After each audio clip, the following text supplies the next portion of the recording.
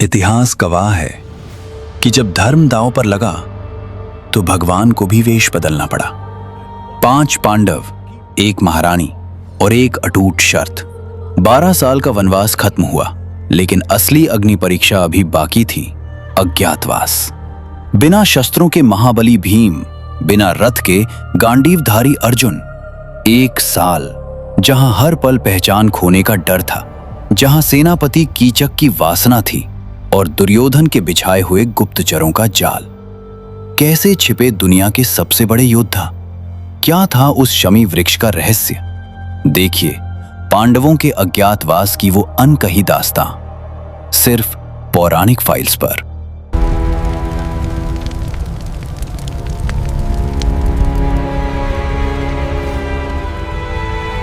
महाभारत का युद्ध केवल कुरुक्षेत्र के मैदान में नहीं लड़ा गया था, वो लड़ा गया था वन के सन्नाटों में और राजा विराट के उन अंधेरे गलियारों में, जहां 5 पांडव अपनी पहचान मिटाकर जी रहे थे।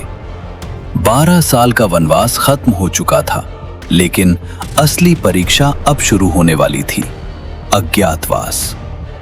शर्त साफ थी, अगर एक बार भी पहचाने गए तो फिर से 12 साल का वनवास काटना होगा। पांडवों ने मत्स्य देश को चुना, लेकिन महल में प्रवेश करने से पहले उन्हें अपने दिव्य अस्त्रों को त्यागना था। अर्जुन ने अपने गांडीव को एक पुराने शमी वृक्ष की ऊंची टहनियों पर छिपा दिया और उस पर एक मृत शरीर लटका दिया, ताकि कोई डर के मारे उस पेड़ के पास ना आए। अब शुरू हुआ वेश बदलने का खेल।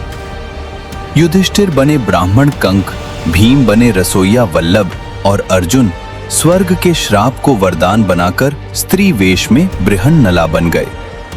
नकुल और सहदेव ने घोड़ों और गायों की सेवा चुनी, जबकि महारानी द्रौपदी एक दासी सैरंध्री बनकर रानी सुदेशना के केश संवारने लगी। शांति तब टूटी जब सेनापति कीचक की गंदी नजर द्रौपदी पर पड़ी। कीचक का अहंकार इतना बड़ा था कि उसने भरी सभा में द्रौपदी का अपमान किया। पांडव असहाय थे, क्योंकि पहचान उजागर होने का डर था।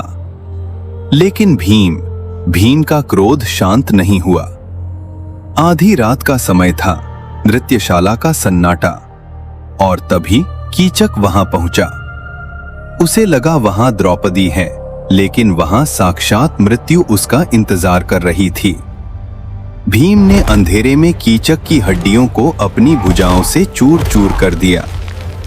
अगले दिन जब कीचक का मांस का लोथरा मिला तो पूरी दुनिया कांप उठी।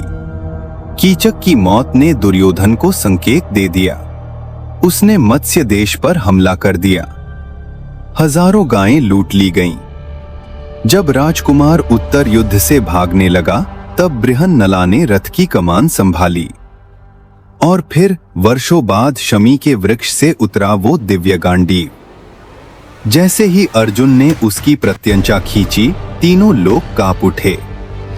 अर्जुन ने अकेले ही भीष्म, द्रोण और कर्ण जैसे महारथियों को सम्मोहन अस्त्र से सुला दिया। दुर्योधन चिल्लाता रह गया कि पांडव मिल गए, लेकिन पितामह भीष्म ने घोषणा की, दुर्योधन, अज्ञातवास की अवधि कल ही समाप्त हो चुकी है। पांडव अपनी अग्नि परीक्षा से तपकर बाहर आ चुके थे।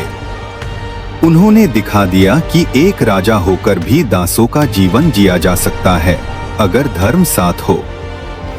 अज्ञातवास खत्म हुआ और इसके साथ ही शुरू हुई महाभारत की वो उल्टी गिनती, जिसने आर्यावर्त का इतिहास हमेशा के लिए बदल दिया। इतिहास के पन्नों में दबी वो अनसुनी गाथाएं, पौराणिक रहस्यों का वो गहरा सागर और देवताओं के वो अनकहे अध्याय। स्वागत है आपका पौराणिक फाइल्स में, जहां हम समय के चक्र को पीछे घुमाते हैं, उन सच्चाइयों को जानने के लिए जो युगों से छिपी हुई हैं। सत्य और धर्म की ये गाथा आज यहीं समाप्त होती है, पर ज्ञान का ये सफर कभी नहीं रुकता। अगर आपको इतिहास और पुराणों की ये जानकारी पसंद आई तो पौराणिक फाइल्स के इस परिवार का हिस्सा बने। वीडियो को लाइक करें और कमेंट में जय श्री कृष्ण या अपने विचार जरूर लिखें। मिलते हैं अगले अध्याय में। एक नए रहस्य के साथ